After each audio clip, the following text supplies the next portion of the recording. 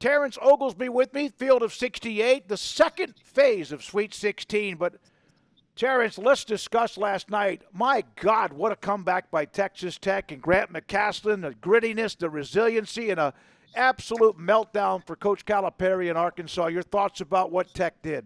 You know what? We kind of wonder how good has their offense really been. And Texas Tech has been awesome all year. 3 guys with 20 points or more, they can just turn it on at the right times. When you have that much firepower, it can lead to those massive spurts. So, you know, even towards the end of the game, for them to be able to get the lead finally and for Cal not to call a timeout, I actually think that was the best course of action. The more you watch it, and the more you've watched Cal, he's always been a guy who lets his guys play at the end of the clock. And if they call timeout, Texas Tech can scheme up something. So, you know, credit to Texas Tech. They've got legitimate players. And I think that people forget, like, just because they live in Lubbock, it's kind of hard to remember, and they don't get the notoriety that the Longhorns do or anything like that. But Texas Tech has been a basketball brand for the past, 10 years now, to be reckoned with. And they love hoop, and that team that Grant McCasland has put together is here to stay. They're going to find ways to continue to be effective. But for Texas Tech, moving on, huge for the brand, and for Calipari, you know, nothing really out of the ordinary there, especially towards the end. So, you know, Grant McCasland, obviously, we know his history, what he did at North Texas. Now we see Ross Hodge going to West Virginia. McCasland under the Scott Drew tree that's huge. And just your thoughts about, I mean, he's a rock star. And this is not surprising to those who know who he has been or the kind of competitor he's been as a coach, winning the national championship in junior college. A rock star, great X's and O's guy, obviously gets who he needs in his assistant coaching tree, or not his tree, but like the people working for him now, rather.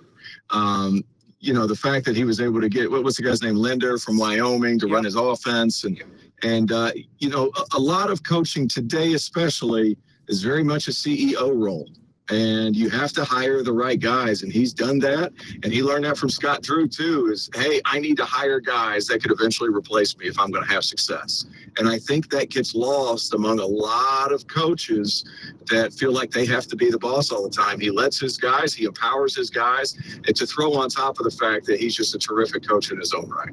Alabama, my God. BYU can fill it up with the best of them, but this was just, they just got overwhelmed by Alabama, and of course they get those second and third chances as well. And I thought BYU, for the most part, played pretty well, but the thought about what Alabama did last night, record-breaking numbers of threes they made. It's a lot easier to turn off a sprinkler than it is a fire hose. And I think what happened at the beginning of the game, Alabama was kind of sprinkling in. But the thing was BYU was going under everything. They said, well, if you're going to beat us, you're going to beat us without ball movement. We're going to let you shoot threes above the hash, and if you make them, fine. Well, problem is Alabama is more than willing to do that. After the first media or the second media, they interviewed Nate Oates. He's like, well, I think, you know, we're taking too many threes, but we're making them, so I'm just going to let them keep shooting them. I think they had like 17 threes to like 4 2-point attempts. Like, that's a crazy number, but it's Alabama and Mark Sears and LeBaron Flat. Like, they've got guys who can make those threes. So whenever you let that sprinkler get bigger and bigger, it gets a whole lot harder to turn the water off. And I think the fact that BYU was willing to consent some of those early, deeper threes to Alabama, it basically just turned into target practice, because once it rains, it pours whenever you play Nate Oates' team, and they found a rhythm, and it didn't stop for 40 minutes. It was really impressive. Alabama now gets Duke. Duke has been, I mean, at the top for most of the entire year. There were thoughts about who they had played. Arizona, I mean, they're really good, and what Tommy Lloyd has, but Cooper Flagg was awesome, and now that sets up Alabama and Duke. Your thoughts about that one? You know what? Duke going up against Arizona, if Duke is able to withstand a good Caleb Love game, I almost want to just shoo him in for a national championship. Caleb Love goes for 35, and it's like he's creating all these tough looks when Arizona had nothing.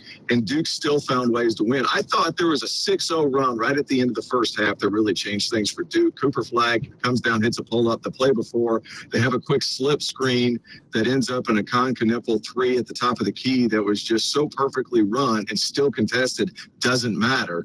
That Duke team is just really good. I think it's going to be a different challenge for Alabama. Duke's going to get up in pressure a little bit. They're going to extend their pickup point a little bit. I thought BYU was so reliant on their overall length that they were just like, well, if they're going to shoot over us, they're going to shoot over us, but we're going to contest. Well, Duke has that length, plus they're going to get up and pressure you because they're athletic enough to do so. So I think it's going to be a fantastic matchup.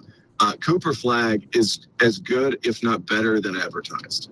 I had a game with, I did the Florida State at Duke game earlier this season.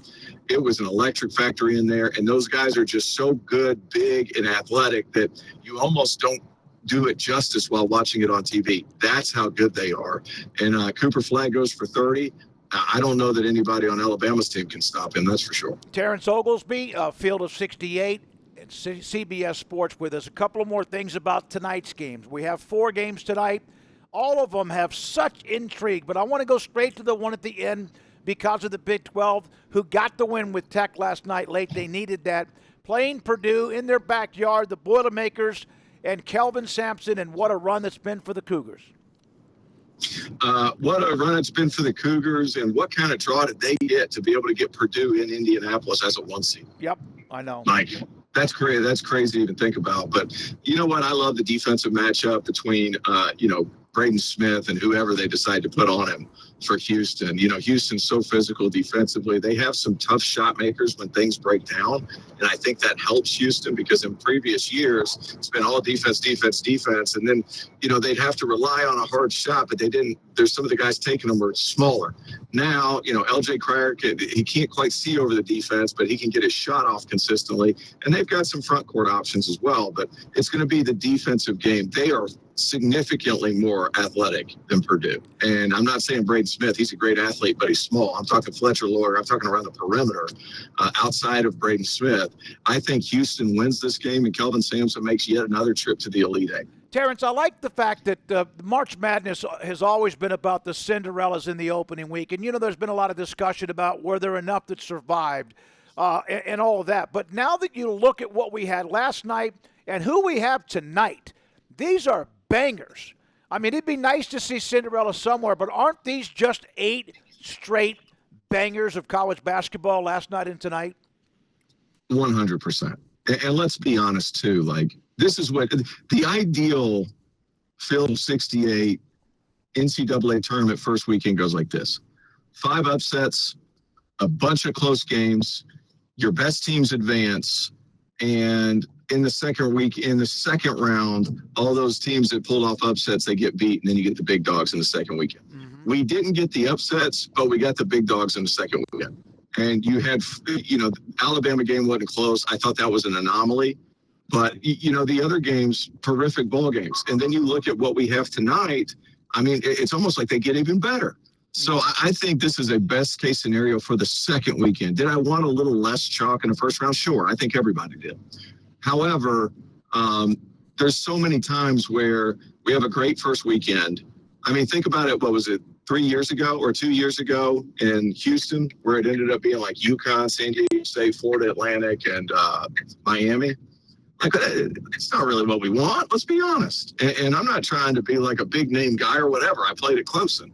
But, like, it's one of these things where you want the best teams in the second weekend because those Cinderellas that come through in that second weekend, and there's been a couple of times where it's changed, sure, but most of the time they get thumped by 30. This weekend has turned out to be one of the best in recent memory as far as matchups are concerned. And to me, that makes for better basketball. You have a tea time. You're about to have lunch prior to that. I love to play golf. I'm playing twice this weekend. I'm not going to keep you much longer. What is more pressure? Hitting the front end of a one-on-one where you have to hit both to tie the game as a player at Clemson, or a 4-foot putt for par early for maybe $1? Hey, let me say this, Dave. I feel no pressure for two reasons. First one, with the golf game, let me address this situation real quick. I'm a horrendous golfer. Horrendous. I break 100, I'm happy. I break 90 on occasion, I love it. I don't feel any pressure because if I win, I win. I lose. I don't work hard enough at it to where I could really get competitive. So I'm going there to have a good time. I'm a good hang, bad golfer. That's how we roll. As far as one-on-ones are concerned, no sweat off my back. I'd rather it be me than some of the guys I played with. I'm throwing teammates under the bus right now. Doesn't bother me in the least. In the least. I'm shooting one-on-ones. You can go ahead and pack your bags. I'm sending mama home early. Those one-on-ones are good.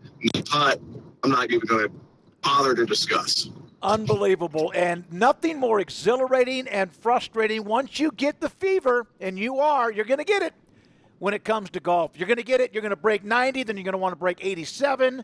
And, hey, good luck with you around today. Enjoy the great games we have tonight.